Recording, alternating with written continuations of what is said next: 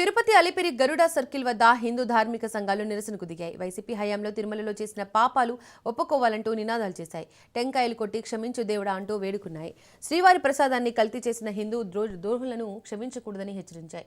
ఏడుకొండల స్వామి లడ్డు ప్రసాదాన్ని కల్తీ చేసిన వైసీపీని ప్రజలు స్వచ్ఛందంగా బహిష్కరించాలని పిలుపునిచ్చాయి.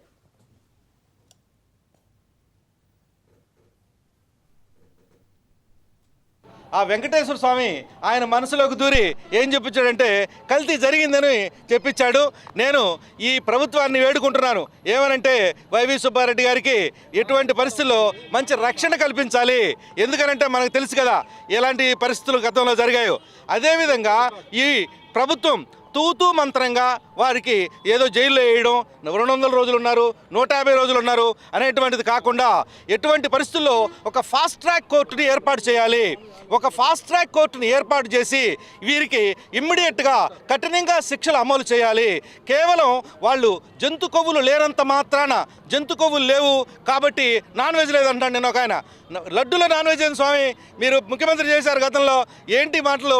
ఇలాంటి పిచ్చి మాటలు మాట్లాడకుండా పిచ్చివారిలాగా ప్రవర్తించకుండా ఈ లడ్డూ ప్రసాదంలో కల్తీ జరిగిందనేది నిజం కాబట్టి మీరు వచ్చి ఇదే అలిపిరి దగ్గర స్వామివారి పాదాల చెంత క్షమించమని ఆయనని వేడుకోండి. వెంకటేశ్వర స్వామితో పాటు యావత్ హిందూ ప్రపంచానికి మీరు క్షమాపణలు చెప్పాలి. అదేవిధంగా ఈ గతంలో చూసాం మత మార్పిళ్ళు, మద్యం కల్తీ, భోజనం కల్తీ, మొత్తం హాస్టల్లో పిల్లలు పెట్టే భోజనం కూడా కల్తీ. ఇంత కల్తీ ప్రభుత్వాన్ని మీరు గతంలో ఉండి ఇప్పుడు కల్తీ లేదని మాట్లాడితే ఎవరు నమ్ముతారు స్వామి? ఇప్పటికైనా మీరు తెలుసుకొని మీరు అర్జెంటుగా వచ్చి స్వామివారికి క్షమాపణ చెప్పాలి.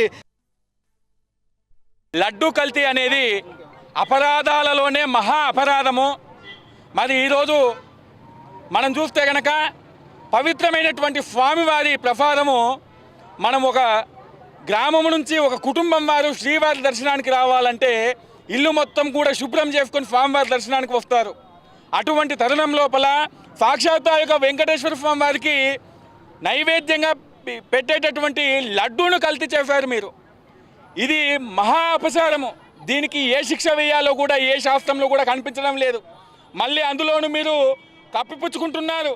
మీ యొక్క లడ్డూలో కల్తీ లేదు అని చెప్పేసి, మీరు ఏ రోజు కల్తీ చేయలేదని చెప్పేసి కప్పిపుచ్చుకునే ప్రయత్నం చేస్తున్నారు. గత 5 ఏళ్ల కాలం లోపల కేవలం లడ్డూ మాత్రమే కాదు మీరు కల్తీ చేసింది, మీ పాలనే కల్తీగా ఉంది. గత 5 ఏళ్ల కాలం లోపల మీరు ఏం చేశారండి?